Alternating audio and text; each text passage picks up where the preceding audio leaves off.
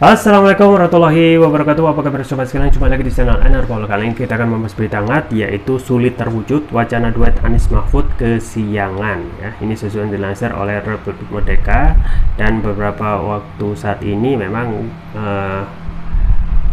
Mahfud MD ya elektabilitasnya atau sudah semakin populer ya, dengan aksinya dengan bongkar-bongkar transaksi janggal 349 triliun yang membuat ya parpol itu kesengsem ya terkait aksinya, dan apakah ini bisa terwujud, itu yang akan menjadi pertanyaan.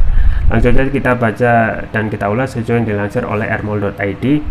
Republik Merdeka, wacana menduetkan Anies Baswedan dengan Menteri Koordinator Bidang Politik Hukum dan Keamanan Menko Polhukam Mahfud MD pada Pilpres 2024 sulit terwujud. Direktur Lembaga Riset Landscape Politik Indonesia Andi Yusran berpendapat Mahfud MD saat ini sudah diidentifikasi sebagai bagian dari rezim, ya, sehingga akan menjadi resistensi kuat dari akar rumput pendukung setia Anies, ya. Jadi ini wacana yang kesiangan, kata Andi saat berbincang dengan kantor berita politik Ermol Selasa. Menduetkan Anies dengan Mahfud, kata dia, akan ditentang keras partai yang bergabung dalam koalisi perubahan untuk persatuan KPP, karena Mahfud bukan representasi kepentingan baik bagi PKS maupun Demokrat. Analis politik Universitas Nasional itu juga menambahkan elektabilitas Mahfud yang belum muncul di deretan papan atas cawapres juga jadi pertimbangan. Kalaupun akhir-akhir ini nama Mahfud muncul karena mengungkapkan transaksi janggal di Kemenku, itu tidak cukup mengangkat elektabilitasnya, pungkas Andi Yusran. Ya itu ya sobat sekalian terkait dengan beberapa waktu saat ini ya, yang nama Mahfud MD semakin populer, dan itu meskipun saat ini ramai di pemberitaan termasuk juga media dan juga pada saat rapat dengar pendapat, itu tidak cukup ya dalam hal untuk mendongkrak dirinya ya dalam alternatif pilihan cawapres yang bisa disandingkan dengan Anies Baswedan. Jadi yang pertama tentang elektabilitas. Nah, elektabilitas ini penting ya dalam kontestasi pilpres, karena ketika dijadikan cawapres, anggapannya adalah posisi cawapres itu bisa mendongkrak suara dan memenangkan kontestasi ya. Tetapi kalau kita melihat survei-survei yang ada standar, itu jarang disebut dalam survei gitu ya. Jadi dengan survei yang sering disebut yaitu AHY gitu ya, kemudian juga Erick Thohir, Sandiaga Uno ya, dan Mahfud ini baru sekarang ini saja ya, pada saat ramai membongkar kasus transaksi janggal 349 triliun. Dan ini tentu saja akan bertentangan dengan karena Mahfud MD sekarang masih dalam posisi ya, dalam rezim ya.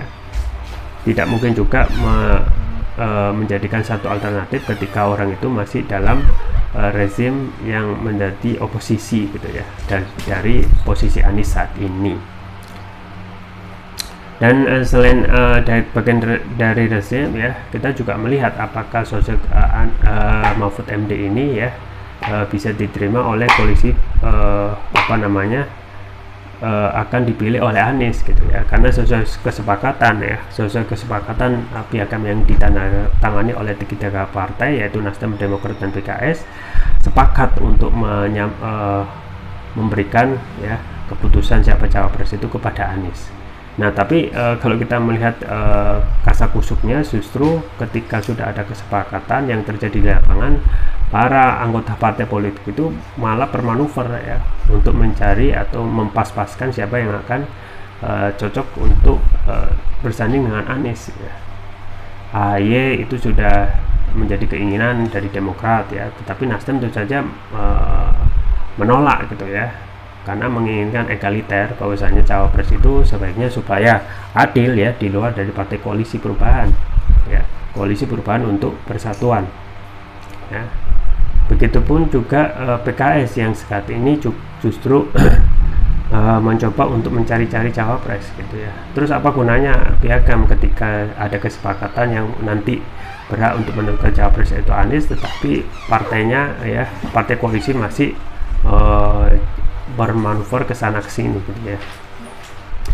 Jadi posisi terkait dengan pengungkapan kasus transaksi janggal di Kemenq ini ya akan menjadi hal yang bisa jadi anti klimaks ya dari kasus ini, yang belum bisa ditentukan siapa yang berhak untuk ya ditegakkan hukumnya ya, karena transaksi janggal ini akan menjadi cerita saja ya tanpa adanya penyelesaian kalau ya belum ada yang ditersangkakan ya, karena transaksi janggal 349 triliun adalah transaksi yang terbesar dia, yang paling besar dalam sejarah gitu ya, dan akan menjadi hal yang sia-sia kalau penegakan hukum tidak ditegakkan ya, karena jelas ini ya buku undang-undangnya ada, yaitu undang-undang tentang pencegahan dan pemberantasan ya tindak pidana pencucian uang ya. Dan ini apakah dengan aksi Mahfud ini ya motifnya untuk motif politik atau benar-benar ya untuk menaikkan benar akan ya pada akhirnya akan menaikkan elektabilitasnya ya. Ya, kita tunggu saja ke depan tentang Mahfud MD yang bisa jadi alternatif, tetapi itu kembali lagi kalau kita lihat kesepakatan awal piagam koalisi perubahan untuk perubahan ya menyerahkan nama cawapres itu ya kepada Anies Baswedan. Itu saja yang bisa saya sampaikan, semoga bermanfaat. Jangan lupa like, share, dan subscribe. Sampai jumpa lagi. Wassalamualaikum warahmatullahi wabarakatuh.